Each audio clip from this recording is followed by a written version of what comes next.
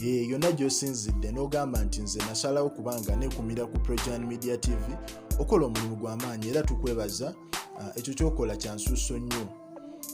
Tubaddemuko bize era ffe natwabagana tukola emikolo, events, embaga, kwanjula, kuyingira ku bintu ebyenjawulo, kuwoowa. So ebintu bino bibadde bitufuddemuko bize olw'ensonga mwino byediting, abakilanti baba babyagala mbudde.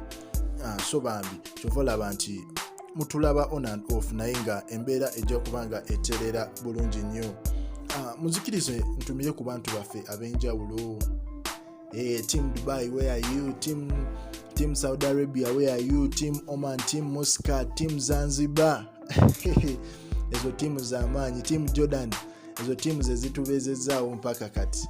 Mukola omulimu gw'amaanyi era tubasiimira ddala, tubeebaza bya nsusso. N'abantu ab'enjawulo bano bo bagamba ffe Projan buliwe bane story tulina okubanga tukomentinga, tulina okwogera ku nsonga. Obwekisegeera omuli Kakinina, waliwo Farida Nakandi, waliwo Nalongo, mwena muli big nnyo mukola omulimu gw'amaanyi. Waliwo Liliani Naikoba, waliwo Nakaziba Jalia, waliwo Ninsima Olivia.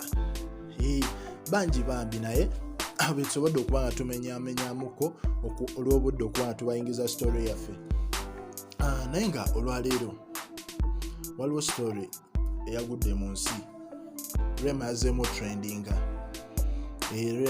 trendinga. Simanyi wakisanyusa abantu abamu, naye nga omukyalo ono kirabika omukwano gwalimu gwa Namaddala. Omukwano gwalimu simanyi oba gumutabuseeko oba ye nga ye we yatondebwa, naye nga nze kyonna kyakola simulinaako buzibu. Kafulu kansumbuwamuko. Nze kyonna kyakola simulinaako buzibu kuba kikolera bulamu bwe. Amawulire agakagwawo galaga nti mwana muwala Rema Namakula, waliwo promoter Ebulaya gwe bayita Eddie Bukenya. Ono promoter wa Rema oba okitegeera Eddie Bukenya. Naye promoter Eddie Bukenya yapangisiza Rema ne banne oba okitegeera. Mu banne mulimu Wininwaji, mulimu John Black, mulimu ne Mr. Kisemakula. Okitegeera okubanga bayimbira ku show wali mu Amsterdam. Si bagiyita Amsterdam. Okitegeera. Naye ekyatuuseewo Rema Namakula yagambye ayagala kugenda ne bbaawe Dr. Hamza Ssebunya. Oba okitegeera. Awo Rema yagambye ayagala kugenda ne bbaawe Dr. Hamza Ssebunya mu Amsterdam okubanga akola eyo show. Okitegeera. Kigenda beerayo nga 21st nga 21 omwezi ogujja. So omukyala yagambye promoter waba yagala Rema agende oyimba ku kivulu kye, ayina osasula tiketi eya bbaawe. Oba okitegeera. Naye promoter avuddeyo n'agamba ono Bukenya, n'agamba nedda, lwaki mba nsasulira omuntu atalina kyagenda kukola. Oba okitegeera. Naye mwana muwala Rema Namakula omukwano gwo gwalina mungi eri bbaawe. Yagambye oba tasobola gimusasulira tiketi, ebyomutwala ebweru akole ki, abyesonyiwe. Jjukira omukyalo ono Rema Namakula trendinga nnyo era abantu abawagizi abasinga baba baagala omulaba ku stage. Okitegeera. Kati nga gwe promoter obeera ne chance nnene nnyo kubanga gwe yeegayirira.